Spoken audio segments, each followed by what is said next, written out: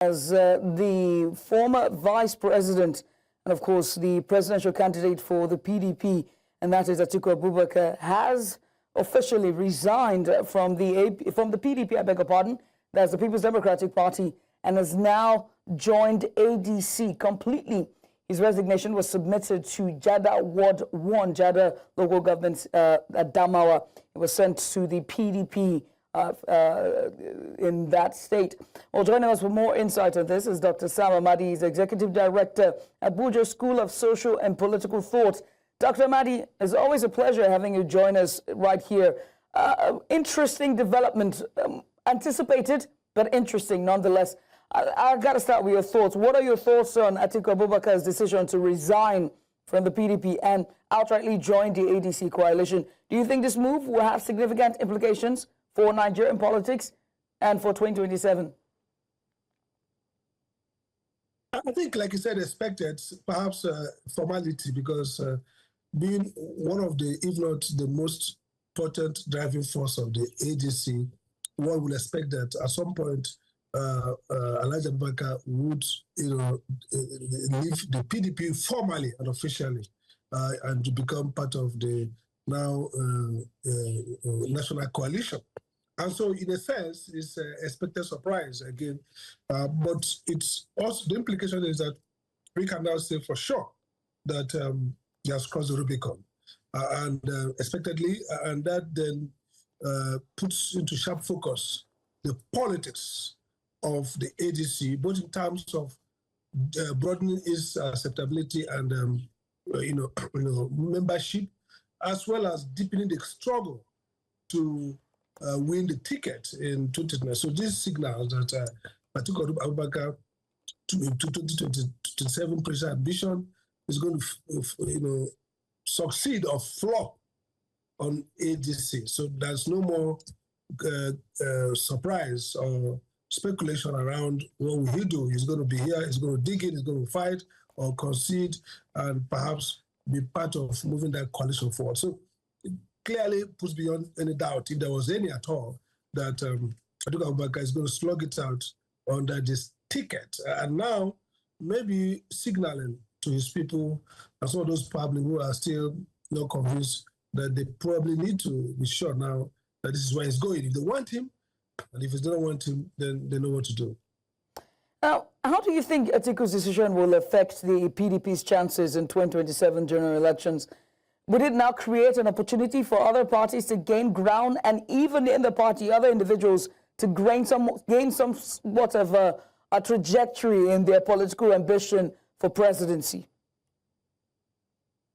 I think it might have an ironical impact of clarifying PDP's fate. So, yes, everyone looks at Wike as the problem in terms of who is hobbling PDP. Wike clearly is on the view that PDP should die momentary death and wake up after 2027 when Tinubu gets his second term. So now Atiku has left. The part of the issue has always been what to do with Atiku. Since 2019, what to do with Atiku has been a major issue in PDP, which means Atiku is now known as a perennial candidate for presidential election. So the question then is, are we going to have Atiku? And some people think that perhaps it's part of the conflict. Now, one major aspect is out. So you might see the Sheikh Makinde, you might see Saraki and others now be more, maybe, brace up to embrace PDP.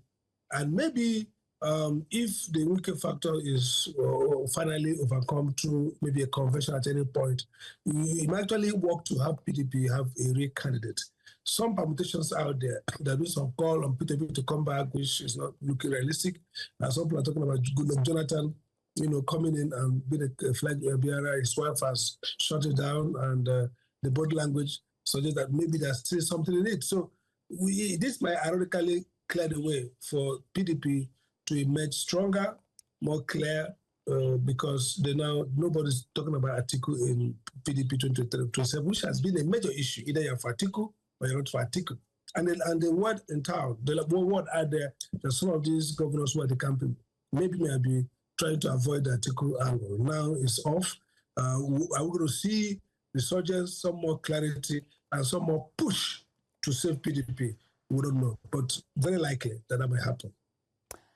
Now, some analysts believe that Atiku's move is a sign of the PDP's internal weaknesses.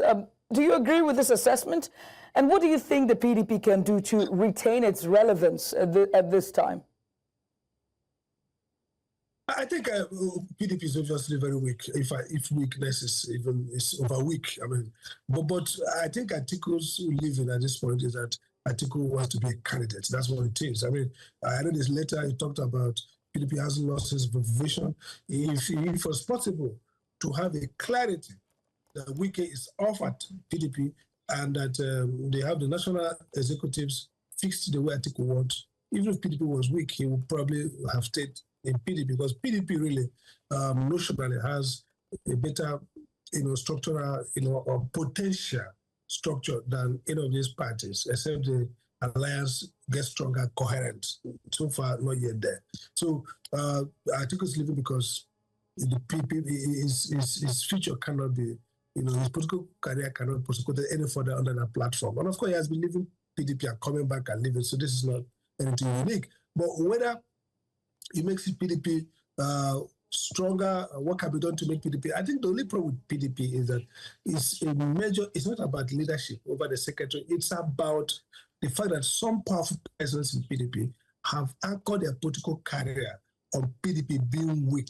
So if you get off the Wike group to say, you know what, why don't you pursue your political career with APC, and PDP might say bounce back. So PDP is just a victim of Tinubu's political ambition and the fact that he has co-opted a very powerful leader in PDP, Wike, who has also powerful structure, and that is like a strangling to death, a struggle with PDP breed.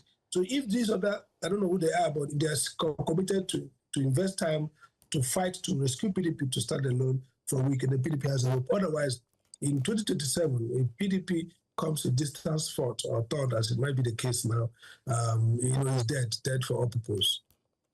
Well, sir, I must say thank you, Doctor, for just taking out the time to join us and give us always insightful analysis, as always. Thank you once again to Dr. Sam Amadi, the Director for the Abuja School of Politics and Thought, just giving us a bit of insight following the move or the resignation of Atiku Abubakar from the PDP.